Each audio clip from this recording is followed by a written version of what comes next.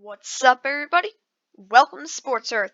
It is finally time for my 7-round 2021 NFL mock draft. So, in this video, I am going to be giving you guys the first round of my 7-round mock draft. So, this should be posted on Saturday, rounds 2 and 3.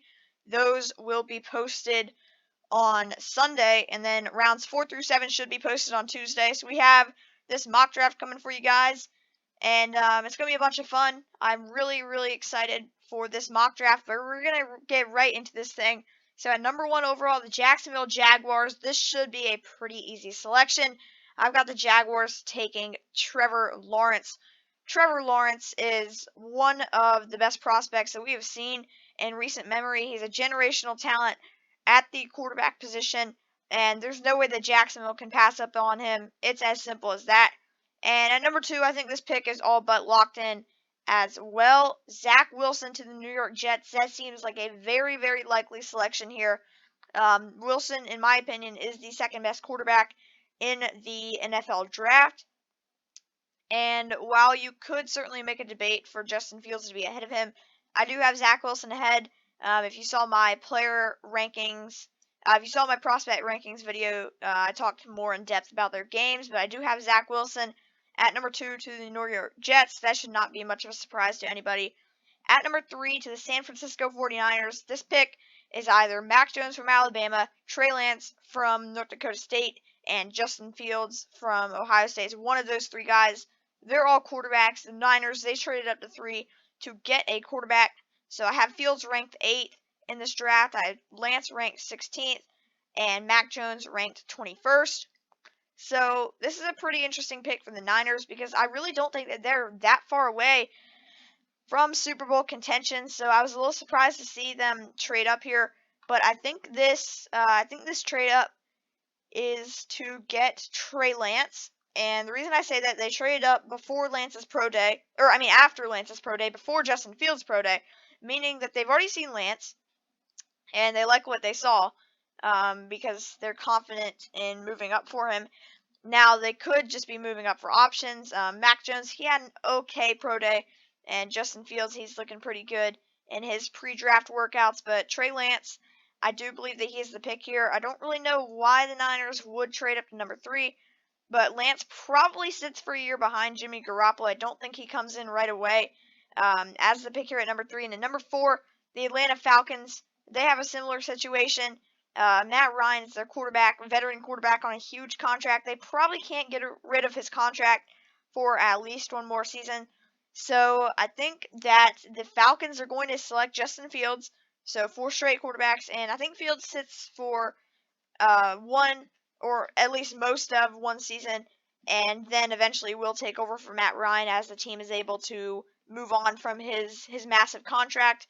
But I do think that Justin Fields is the pick for the Falcons. I think that they're going to look to rebuild, and getting a talent like Justin Fields at number 4 is pretty good value. At number 5, the Cincinnati Bengals, they're down to 3 prospects. It's either LSU wide receiver Ja'Marr Chase, offensive tackle from Oregon Penei Sewell, or offensive tackle from Northwestern Rashawn Slater. It's one of those 3 guys. They are the 3 guys that are in contention to be the pick. So with this 5th pick, the Bengals, they could take Ja'Marr Chase, who played with Joe Burrow at LSU. Joe Burrow really wants him on the Bengals. Or they could take Slater or Sewell, who both play offensive tackle, and protect Joe Burrow. Of course, he tore his ACL last season because the offensive line was ineffective. The Bengals, they did sign Riley Reiff, so they have some more insurance at the offensive tackle position. But Jonah Williams, he's right now slotted in the at the left side, and he can easily be slid inside if you bring in one of these rookie tackles, or you could even slide one of them inside if you want to keep Jonah Williams at left tackle. You can do a lot with this offensive line, and I feel like it would be pretty silly to pick Ja'Marr Chase over Penei Sewell.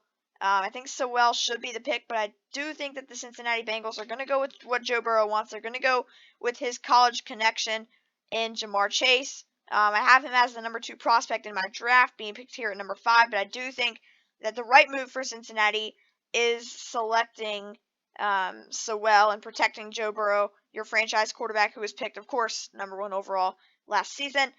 At number 6 overall, the Miami Dolphins. This is probably Pitts, Waddle, Devontae Smith. You can maybe even throw Sewell in there as a potential option. But the Miami Dolphins, they're looking to get Tua Tagovailoa some help. They signed Will Fuller to a 1-year contract, but he's probably not going to be in Miami for too long. And Devontae Parker just hasn't really been the #1 receiver that they've wanted him to be. He hasn't been bad by any means, but I think he might. I think they might see him more as a #2 guy. And with the 6th pick, you have the potential to get a guy who you think can be a #1 receiver. And that pick for me is Devontae Smith. Even though he is rated lower than Jalen Waddle, I do think that this pick makes more sense for Miami. You have Devontae Parker, Will Fuller, and I think adding Devontae Smith to that duo, I think that would be one of the best receiving trios in the NFL. At number 7, the Detroit Lions. This team is so bad. There are so many different ways that the Lions could go here. They could pick Sewell. They could pick Pitts, Waddle, Parsons potentially is an option. Maybe they could even take a guy like Jeremiah Owusu-Koramoah, Surtain to go across from last year's rookie Jeff Okudah. That's a potential selection. There's so many different guys that are potential picks here at number 7 for the Detroit Lions. And the Lions, they really need offensive help. Now, they traded for Jared Goff. They didn't give up. They didn't really give up anything, but they got Jared Goff and draft picks for Matthew Stafford. Because Matthew Stafford, apparently, he is valued really, really highly by the Lions and the Rams. So Detroit, they're looking to potentially cash in with the 7th pick and potentially get whoever their quarterback is, and then 2 years from now, some help for the future. And it's either Waddle or Pitts for that. And I do have Kyle Pitts. Kyle Pitts is a generational talent, and I can't see him getting out of the top 10. He can play wide receiver. He can play tight end. Of course, he's labeled as a tight end, but he can play in the slot. He can play out wide. You can line Kyle Pitts up anywhere, and he will be as effective as anybody at his, in air quotes, position. Kyle Pitts is an amazing draft prospect, and I think that pairing him with TJ Hawkinson gives you one of the better receiving duos in the NFL. Now, taking Waddle would be a good pick as well, because Waddle is more of a true wide receiver. He's got deadly speed. But I think Kyle Pitts can serve a unique role in an NFL offense, and I think it'd be super fun. And I think the Lions would be interested in having Hawkinson and Kyle Pitts on their roster. At number 8, the Carolina Panthers. They need a lot of help on their offensive line. Penei Sewell is a guy that is very versatile on the offensive line. He can kick inside to guard if the Panthers are interested in playing him at guard, or he could play tackle. They have Taylor Moton, but Russell Okung, he did not last long in Carolina. The interior of the offensive line isn't amazing, so maybe you kick Sewell inside. Maybe you play him opposite Taylor Moton. There's a lot of options here, but Penei Sewell is a very good, great value pick here at number 8, and I think he's a good selection for the Carolina Panthers. At number 9, the Denver Broncos. The Denver Broncos have a very talented roster. This team is really talented, but Drew Lock was one of the worst quarterbacks in the NFL last season.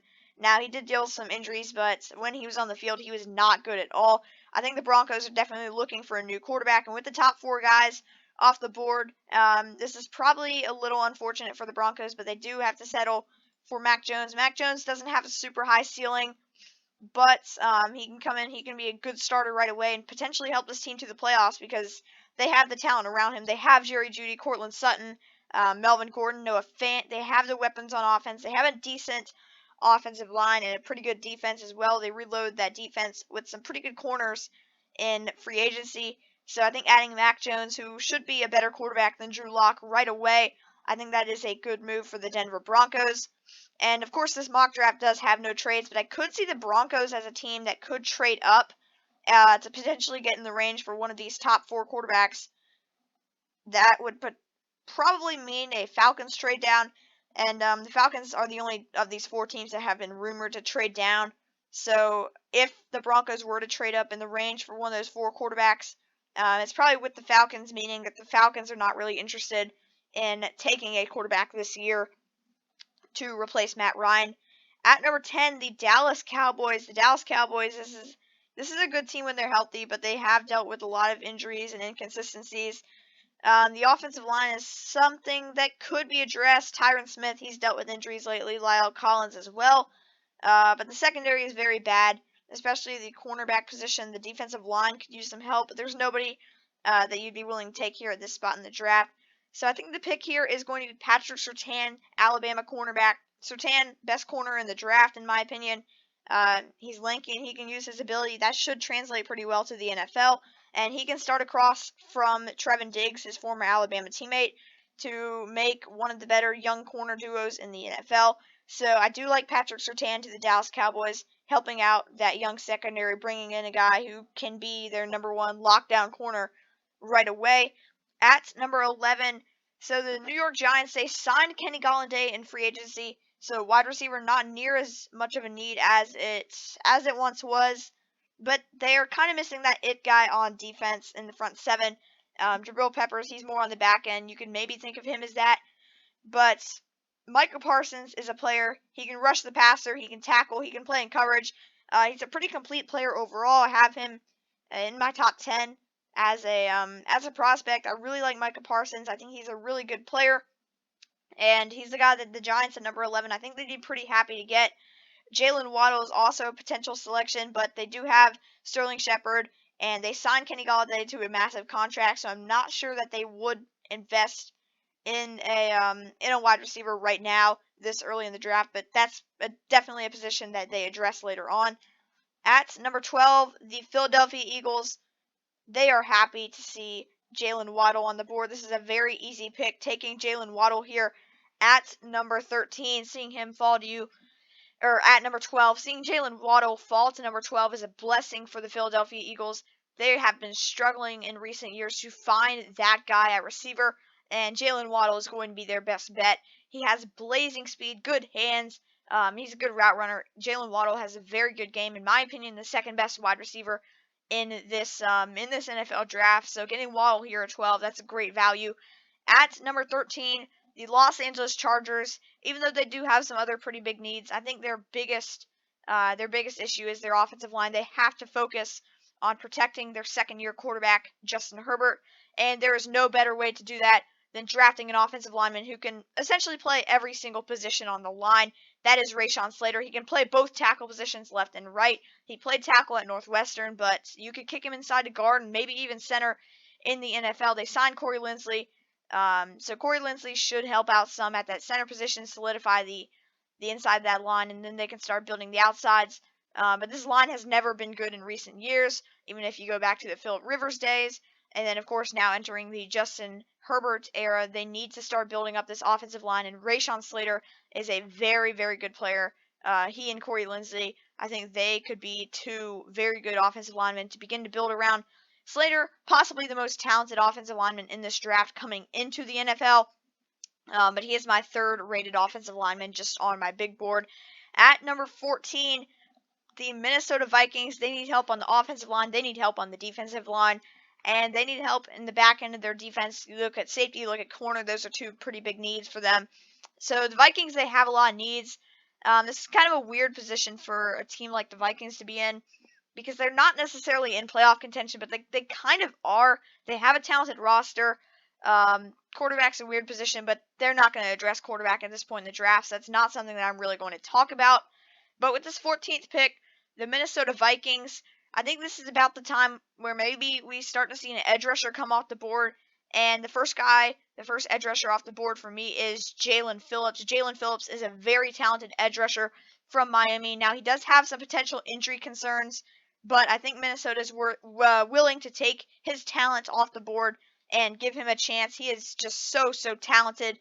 So I think taking Jaelan Phillips at 14 is certainly a risk, but I think it's a risk that a team like the Vikings here in this sort of weird position as a franchise, I think it's a risk that they are willing to take. At number 15, the New England Patriots, they see all those top quarterbacks off the board, so they won't be drafting a quarterback. And they addressed wide receiver in free agency enough to where I don't really think it's necessary to take a guy like a Rashad Bateman or a Terrace Marshall here. But Stephon Gilmore, he may not be in New England for much longer, and J.C. Jackson, he may not be in New England for that much longer. This cornerback position, we could see it fall apart in the upcoming seasons. Right now, it's looking pretty good. But the Patriots, they did an amazing job in free agency. They addressed other big needs like edge rusher, wide receiver. They addressed. The Patriots did a great job in free agency. Tight end, they addressed the tight end position with Hunter Henry and Jonnu Smith. So that is no longer a need at all.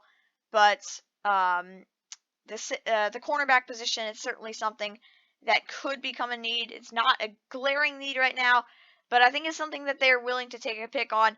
And J.C. Horn here at number 15, he's a very good player, pretty good value at number 15 overall, and they're kind of stealing him from the Arizona Cardinals. Probably the pick of the Cardinals if he's on the board at number 16. But I do have the Patriots picking Horn at number 15 just with their future sort of uncertain at the cornerback position. At number 16, the Arizona Cardinals on the clock. The Cardinals, they saw J.C. Horn come off the board probably too early for a running back. And Caleb Farley with his back issues, I'm not really sure that you're willing to take him all the way up here, number 16. So I'd say Caleb Farley definitely in play. And Elijah Vera Tucker, a lot of people have him mocked earlier. I know some people have him to the Vikings, the Chargers potentially, even the Patriots that they want to go and address their offensive line. Vera Tucker can play tackle and guard. So I can even see him maybe going to the Patriots. But a lot of people don't have Vera Tucker falling to 16, at least from what I've seen. So I do have the Arizona Cardinals drafting Elijah Vera Tucker, an interior offensive lineman from USC, at number 13. He can play tackle, but he will play the interior with this Arizona Cardinals squad. I think this is a good value pick at number 16. And it's definitely a pick that can help the Cardinals keep pushing forward to a potential Super Bowl or playoff run, whatever they are aiming to do. This is a very talented young squad, and Elijah Vera Tucker, he's going to fill a big need. At number 17, the Las Vegas Raiders, they completely tore apart their offensive line this offseason. They got rid of Trent Brown. They got rid of Gabe Jackson. They got rid of Rodney Hudson. Richie Incognito is pretty old. He's not going to be there for much longer. But Colton Miller, he's solidified at left tackle. And I think that the Raiders, I think they want to get another guy who can just sort of be a solidified cornerstone on this offensive line, somebody that they can build around opposite Colton Miller. And that player for me, he's not somebody that you see on your screen right now. I do have him rated pretty low, but I still think that he's a good player. I probably rated him too low. Probably should be ahead of Alex Leatherwood, maybe even Liam Eichenberg. That player is Tevin Jenkins. This is a loaded offensive tackle class. And Tevin Jenkins is a good player. He's a guy that maybe we see at guard earlier in his career. I think that's certainly a possibility. But he's a guy that you can play at multiple positions. And for this Raiders offensive line that is as depleted as it is, I think Tevin Jenkins would be a great asset to have. Probably comes in and plays right tackle. If he were picked by the Raiders, I'd say right tackle is probably where he would play. But I could certainly see him kicking into guard as well with his skill set, his size. At number 18, the Miami Dolphins. They could go edge rusher. The edge rusher position definitely needs a lot of help, especially after they traded Shaq Lawson to the Texans in exchange for Bernard McKinney. Tight end with Mike Gesicki. Running back, they don't really have a great running back. I believe Myles Gaskin is the starter right now, and he's not really good enough for a playoff team starting running back. So the Miami Dolphins at 18 is sort of a weird pick because it's probably too high for a running back. But with it being as big of a need as it is for the Dolphins, I think it's something that you're willing to address. They took wide receiver at number 6. They took Devontae Smith at number 6. So I think they doubled down here on the offense, and I think they go with Devontae Smith's college teammate, Najee Harris. Najee Harris, arguably the best running back in all of college football last season. He was amazing, and I think the Dolphins take him over Etienne. I think his skill set translates pretty well to the NFL. And Najee Harris, the first running back off the board. This may be too early to draft a running back, but I think the Dolphins are willing to do it as they slowly progress to a spot as a franchise where they're looking to contend to win the AFC East, to contend for potentially a bye in the first round of the NFL playoffs as a 1 seed in their conference. They're getting that spot. Brian Flores is building a great team, and the Dolphins, they're looking to contend now. So picking up this huge position of need at this point in the draft is a big, big thing, I think, for the Miami Dolphins here at number 18. At number 19, the Washington football team. Their quarterback future is kind of uncertain, but you're not taking any of the quarterbacks that are left here at number 19. So quarterback is off the board. Jeremiah Owusu-Koramoah, I actually really like that pick, adding him to this great Washington defense. But they need somebody to protect whoever ends up being quarterback, whether it's Ryan Fitzpatrick, Taylor Heinicke, or some rookie. Maybe they trade up for Mac Jones. I believe I had them trading up for Mac Jones in my last mock draft. But I think Christian Darrisaw is the pick here. I have him rated as my number 9 prospect. So him being on the board at number 19, maybe you could consider it a little bit of a fall. But Christian Darrisaw here at number 19, he's good value. He can play left tackle. Right now, the Jaron Christian is their left tackle. So maybe you move some pieces around. Christian could maybe slide over to right tackle. You have Morgan Moses there right now. Morgan Moses, maybe he's a guy that you get rid of. He's older. And the Washington football team, they certainly have a chance to win the NFC East for 2 seasons in a row. And I think solidifying a big need on the offensive line is definitely beneficial to the squad. Their offensive line, it just wasn't very good last season. So adding Christian Darrisaw, a guy who can be a left tackle right away in the NFL, that's really, really impressive to see a guy that has that ability. I think Darrisaw is a very good pick for the Washington football team. At number 20, the Chicago Bears. So quarterback, once again, none of these quarterbacks on the board are going to be taken. Offensive tackle is listed as their second biggest need. They could take a guy like maybe Sam Cosmi.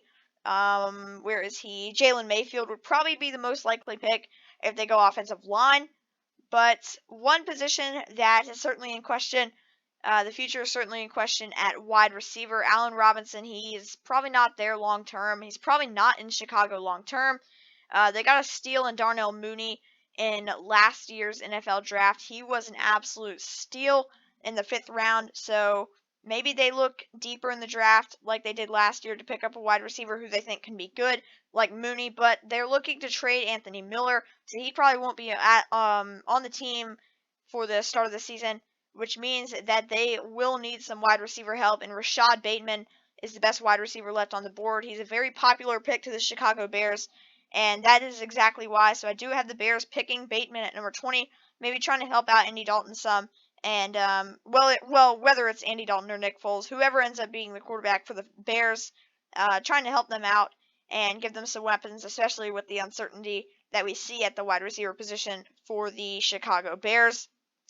At number 21, the Indianapolis Colts, they need somebody who can come in and play left tackle immediately. That is by far their biggest need, protecting new quarterback Carson Wentz. The retirement of Anthony Castonzo left a huge hole on the left side of that offensive line. Braden Miller probably not capable of sliding over, but Samuel Cosmi, he is a guy that's maybe isn't ideal as a left tackle early in his career, but he's got great size and he's fairly mobile. You might have to sort of force him to play left tackle. Maybe not ideally a left tackle to begin his career, but I think the Colts could make it work. They have a very good front office, very good coaching staff there in Indianapolis.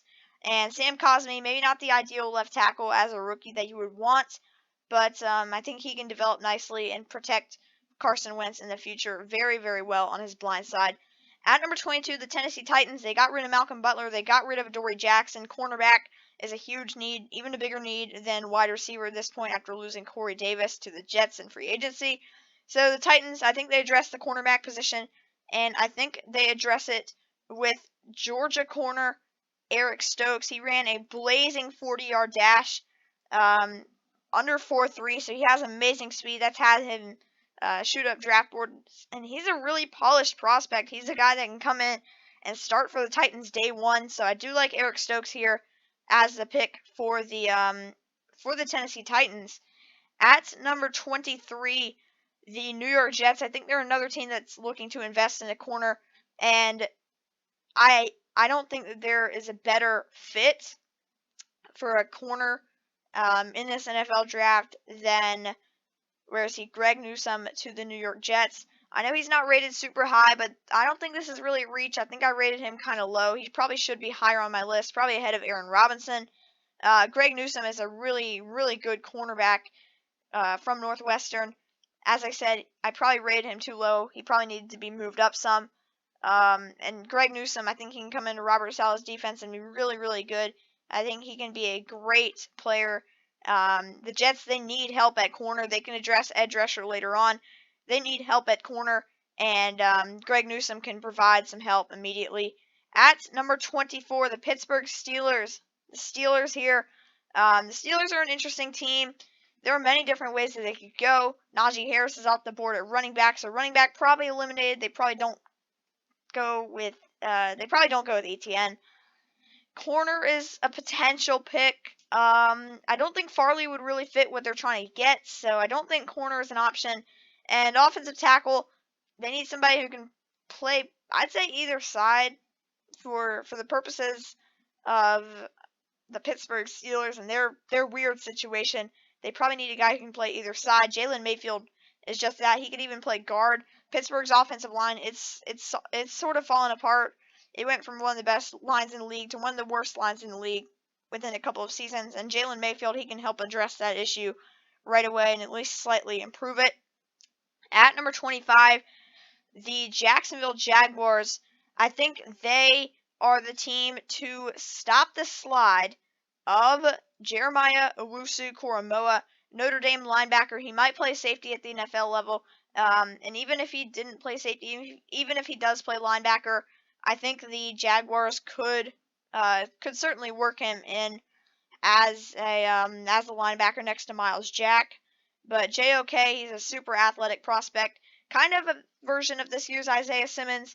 Maybe not at that extreme of a level, but JOK, he's a great prospect, and he's certainly a guy that the Jaguars would be getting great value out of here at number 25. At number 26, the Cleveland Browns, they're looking for somebody that can pass rush across from Myles Garrett, and I don't think that it's actually somebody who would play as a down lineman, probably as an outside linebacker, and that player is Azeez Ojulari. I think Ojulari is a pretty good fit for the Browns, even though he would be an outside linebacker. I think that he could come off the edge. I'm not really sure how he would fit in the Browns defense, but coming off the edge as an outside linebacker, I think that would be a really good pickup for the Browns to go across from Myles Garrett, because Takk McKinley is not going to be the answer. At number 27, this might be my favorite pick of the mock draft. I've already determined who this pick is going to be. It is going to be yet another edge. This one is Greg Rousseau from Miami. Greg Rousseau, with his unique size, his unique ability, you can sort of move him around on the defensive line some. And with this 3-4 defense in Baltimore, I think Greg Rousseau would be a great asset for the Baltimore Ravens to have to move around on their defensive line, maybe experiment him as a 3-4 outside linebacker. Definitely experiment him in different ways. Greg Rousseau, he's a guy that can maybe not quite replace the production of Matt Judon immediately, but he can be a great prospect now, and certainly a guy that needs some development, but he can be a good prospect in the future. At number 28, the New Orleans Saints, Cam Jordan, he doesn't really have a lot of pass rushing production. Across from him, Trey Hendrickson, he left for the Cincinnati Bengals in free agency. Cornerback outside of Marshawn Lattimore is kind of sketchy, and outside of Michael Thomas, they really don't have anything at receiver. Tre'Quan Smith, he's not your ideal number 2 receiver. So this pick is probably either, I'd say, Terrace Marshall. You can maybe go with a Rondale Moore type player. So I'd say one of these wide receivers, a lot of them I'd say are in play for the Saints. At corner, maybe you're looking at a guy like Asante Samuel, Fiadu Melifon with his great length. They can definitely go a lot of different ways at this cornerback position.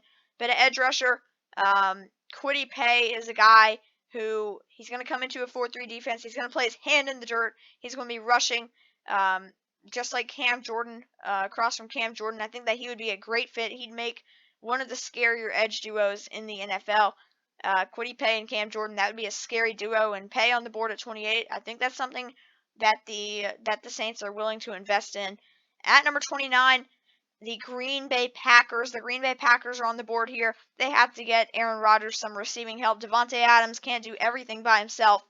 And I think some receiving help could certainly help the Packers maybe get over their hump that they just can't get over.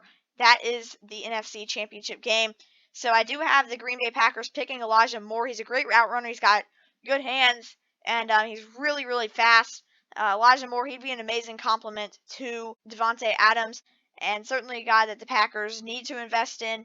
But knowing Green Bay, they'll find a way to avoid drafting a wide receiver once again. At number 30, the Buffalo Bills. The Buffalo Bills here, I think they stopped the slide of another player. This one is Caleb Farley. Caleb Farley, with his potential back issues, he's going to slide down the board some. And he's definitely a guy that is going to see his stock fall and has seen his stock fall because of the back issues that could be affecting him early in his NFL career.